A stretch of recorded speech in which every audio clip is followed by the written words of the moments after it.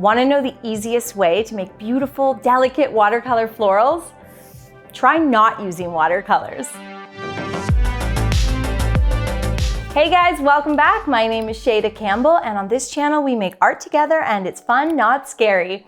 In today's tutorial, I'm walking you through 4 loose little watercolor florals, but the twist here is that if you sometimes get intimidated or annoyed trying to get those delicate little details with a tiny little paintbrush, today we're going to switch it up and use markers or brush pens. Get all that wonderful watercolor practice and all of the control and precision of a pen or marker. This is a lovely project, just perfect for beginners, so let's get started. I'm working in my favorite watercolor sketch pad with my usual paints, and reminder, all supplies are linked in the description and it's a great way to support the channel. And our first flower is going to be a little cosmo. I like painting cosmos because they're kind of your basic classic flower, where you're going to start with a little circle and then just paint 5 or 6 petals all the way around that middle circle.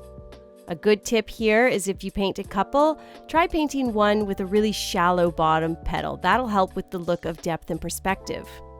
When painting the leaves for the cosmo, you're going to have a little bit of paint in that small round brush, and you'll use just the tip of the round brush to paint these delicate, almost grass-like leaves.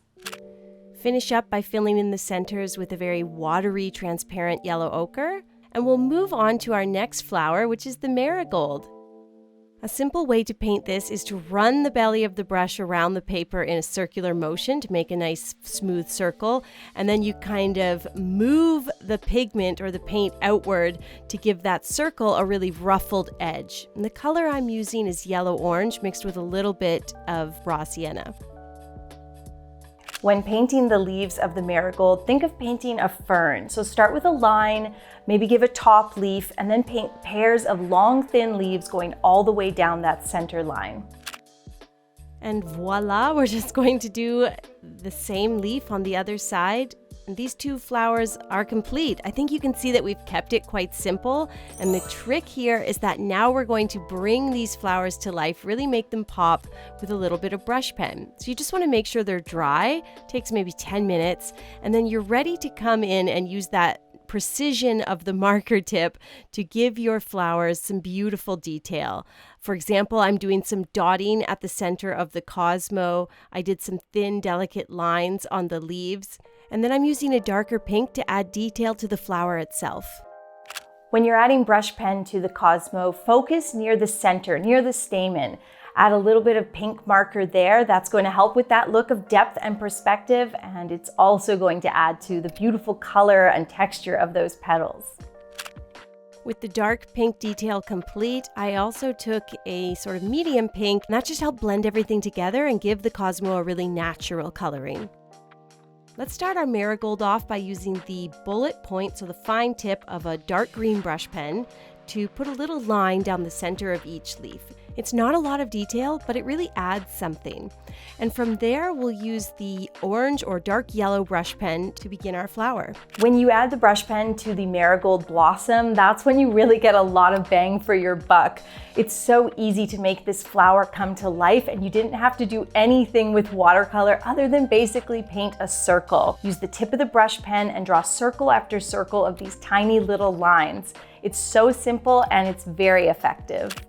Now that you've seen what we can do with those brush pens or markers, I hope that you're intrigued, because I think this is a really good kind of watercolor hack, and the florals look so pretty. So next up, we're going to paint a bluebell together. I love painting delicate, whimsical flowers like this because they look like something out of a storybook. To begin the bluebell, take a little bit of periwinkle just in the tip of your brush. I'm using a blend of ultramarine, purple, and white, and we'll mark out a little curved line and then paint these tiny oval shapes along it. Painting the bluebell is a lot like the marigold, actually. You start with not a circle, but a little oval shape with that blue paint. And then after you've created a few of those ovals, you come back with the tip of the brush and just guide the paint outward at the bottom, creating that little scalloped edge and bell shape. Once you've painted the bluebell blossoms, and I like to paint a whole bunch, a couple clusters, rinse that brush, pick up a nice sap green, and using just the tip of that brush, we'll paint a delicate thin stem kind of going in behind the blossoms, in a nice curve, curving like a cane.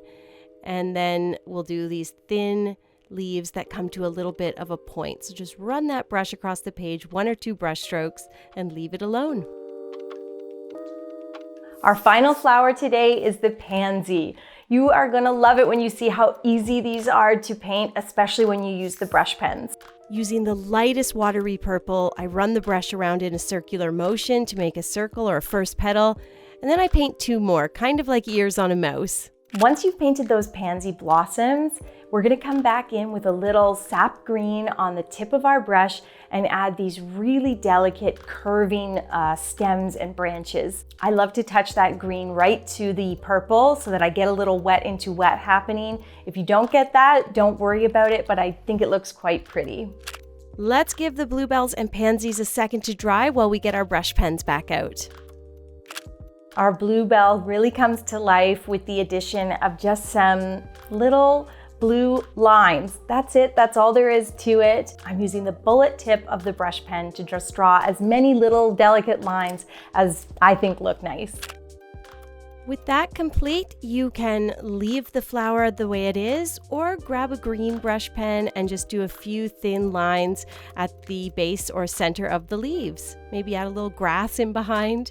We'll label it, of course, and from there we'll move on to our pansy. We'll start by taking a yellow marker and doing a little splotch or star shape right at the center.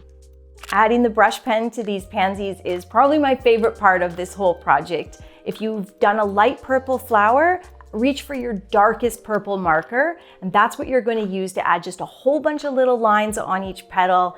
It's a great bang for your buck, and that's when these flowers really jump off the page.